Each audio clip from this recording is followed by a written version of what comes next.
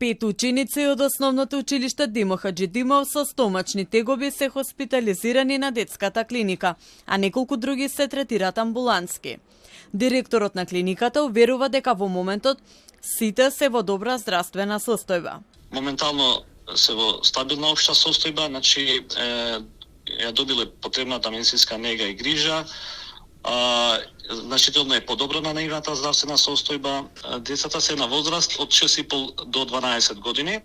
Симптомите почнале од завчера, со тоа што кај некои биле на почеток благи симптоми, па после со влошување на состојбата оние се упатиле на нашата клиника. Надлежните се уште немаат одговор на прашањето што точно се случило и дали изворот на заразата е школската кујна или водата. Бараат повеќе време, бидејќи како што велат анализите траат подолго. Сите земени примероци се обработуваат во Институтот за јавно здравје. Ни треба време, тоест по протоколите 48 часа за да можеме да потврдиме нешто. Дали имаме сомнежи за нешто? Да, денеска беше првото читање.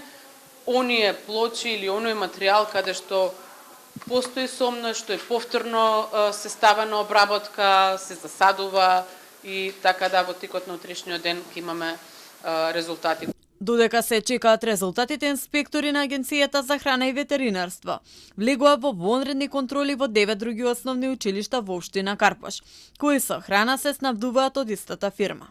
Во рамки на превентивните вонредни контроли во овие училишта каде нема деца кои појавиле симптоми на труење со храна, се земаат мостри од храна и од работните површини за лабораториско тестирање. Во основното училиште Димо Хаџидимов вчера голем број ученици се пожалија на стомачни тегоби. Кујната веднаш беше затворена, вработените беа испратени на вонреден преглед, а инспекторите земаа примероци од храната, површините и водата. Причината засега е непозната.